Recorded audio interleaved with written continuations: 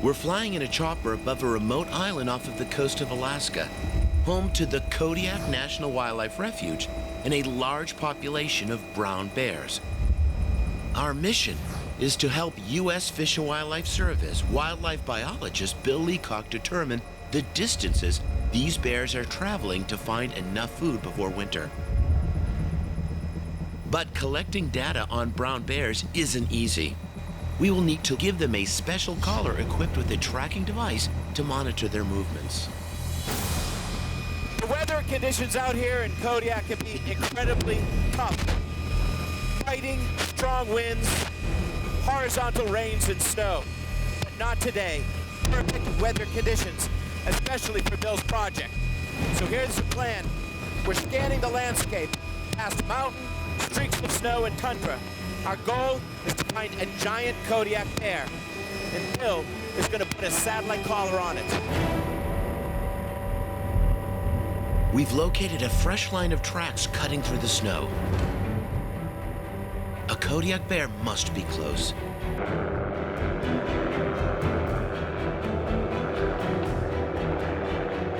There it is, easy to spot against the white mountainside. Now, to approach this animal safely and get a satellite collar around its neck, Bill will need to immobilize it by using a modified rifle to fire a single tranquilizer dart. This may look intense, but giving this animal a satellite collar could allow Bill and his team to track it for years. All right below us, we've got a big Kodiak bear. It's moving up this slope of snow. Joe is maneuvering the helicopter around to get in the exact position, and as you can see, Bill is lining his sight up.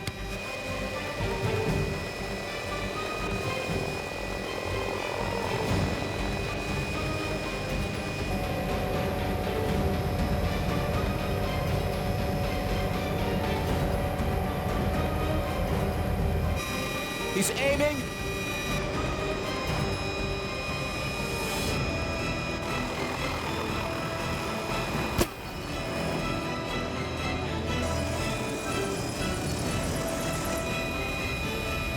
He got it. Bill perfectly deploys the dart, and it impacts safely on the bear's rump. We're just going to watch this animal and make sure that it goes down. Once it's down, we're going to lower this helicopter. That's where the real excitement begins.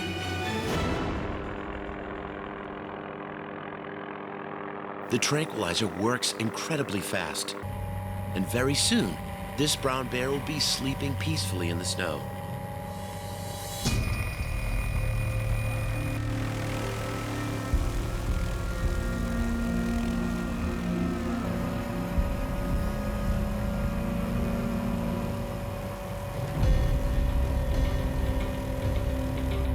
This animal may appear unconscious, but we need to approach it with extreme caution.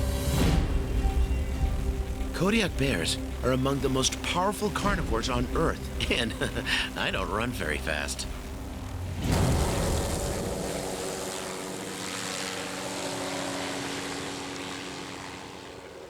Nice shot, Bill.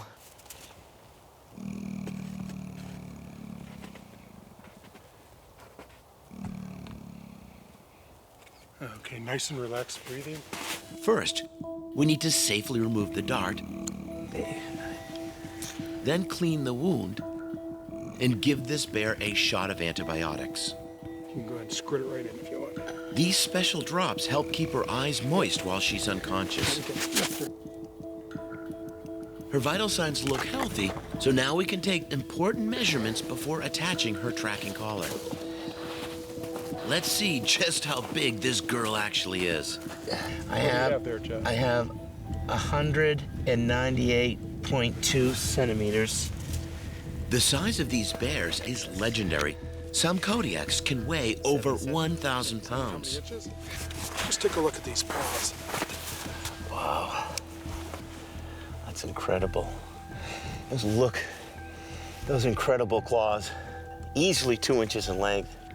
Now it's time for us to attach her satellite collar. This research tool will allow Bill and his team to track how far she must travel to find food and potential mates. These are ATS Iridium satellite collars. So what they are, they're GPS collars, and they're programmed to get a location once every 2 hours.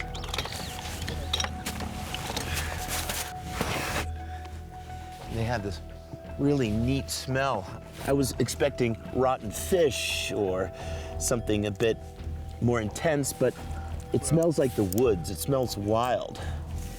With this collar on, this bear becomes part of a management and conservation plan for the brown bears on the Kodiak Island National Wildlife Refuge. And in 1941, Franklin Roosevelt designated this a wildlife refuge. And he did that for a reason, because it was special. And that's what makes a lot of America special, is having places like this and inhabited by creatures like this.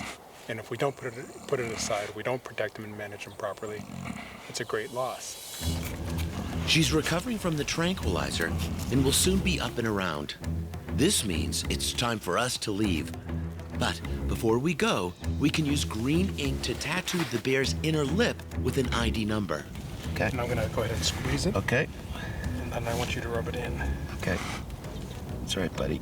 Don't wake up yet. So rub that in. Yep. He's getting a lot of movement. As you can see, she's starting to blink, sniff. Her head is moving about, which means she's waking up. Looks a little messy, but again, that tattoo is critically important in monitoring these animals and IDing them for the future. Joe, do you read me? We're finished. Back in the helicopter, we're off to find another candidate for a tracking collar. And sure enough, another bear is not far away.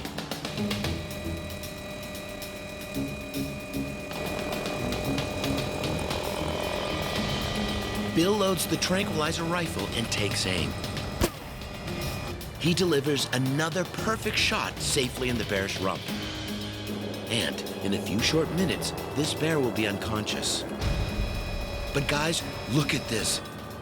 This bear has cubs. They were just too small for us to see them at first. We'll need to act quickly to give this bear a satellite collar. I think right there, yep, she's right there on that drift of snow. Now we're in a race against time to give this creature a satellite collar and then reunite this very important family. It's a big bear. You can also... Very poor condition. Very poor condition. Yep. Very bony animal. The cubs look good. She's giving all her energy to the cubs. Bill says she's basically investing everything she has in her cubs. She's very bony, poor condition.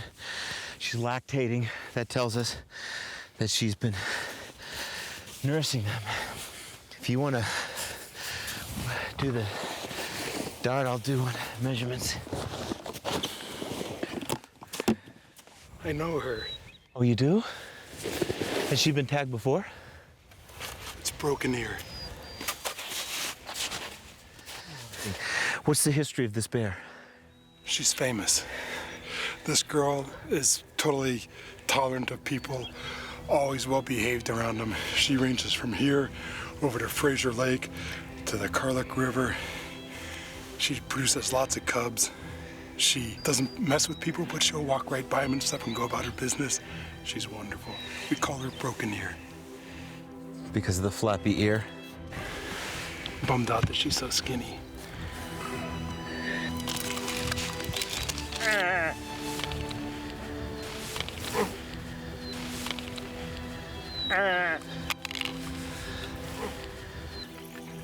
You can only imagine how those cubs feel up there. Their only chance of survival is their mother, is the sow.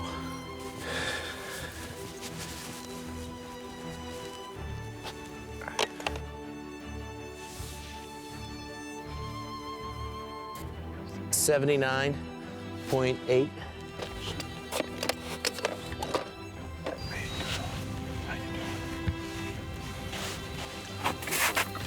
Boy, I hope she makes it.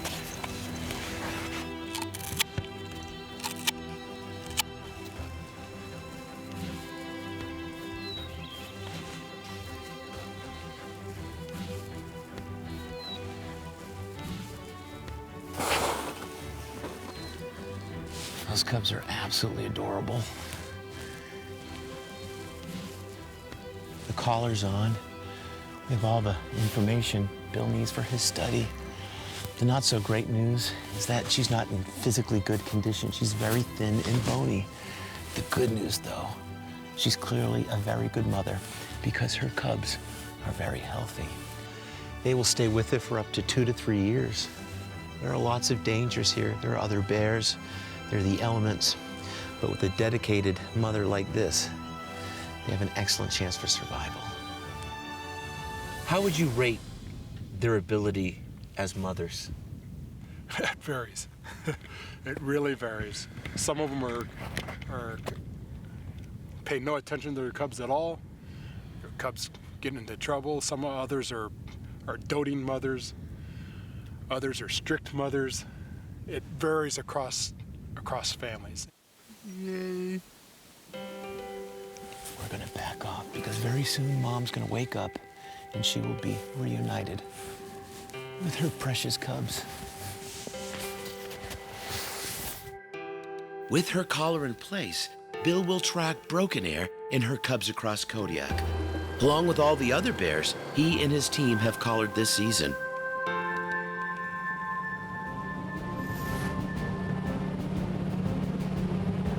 It's been 3 months since our last visit. Our mission is to locate Broken Air and her 2 yearling cubs.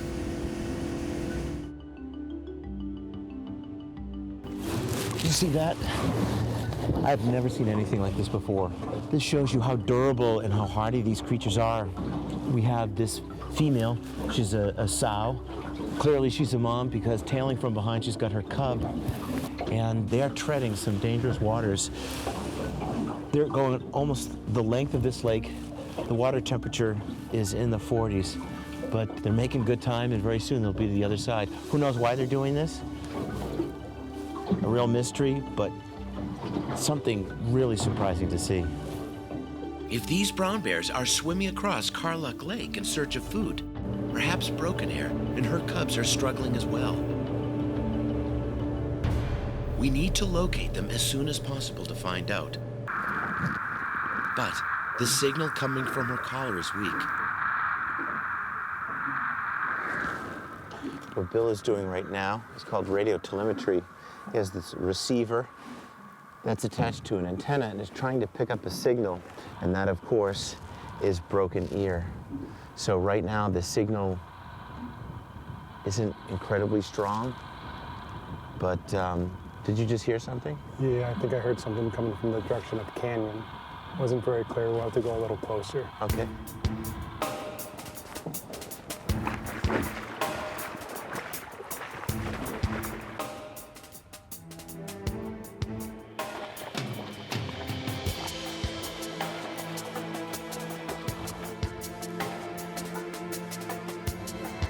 Just ahead, we've spotted a bear. But it's not Broken Ear. Broken Ear has been moving in this area. So we know she's alive. We know she's moving. But just how well is she? And what is the state of the cubs? For us, that's a mystery. Every bear in Kodiak Island is important to Bill and his team. But in the case of Broken Ear, it's personal. As we head deeper into the Kodiak wilderness, there is still no sign of Broken Ear or her cubs. The weak signal from her collar we picked up earlier put her last known position near this observation platform. All we can do now is watch and wait. If we spot Broken Ear, we can only hope she's in better condition than when we last saw her over 3 months ago.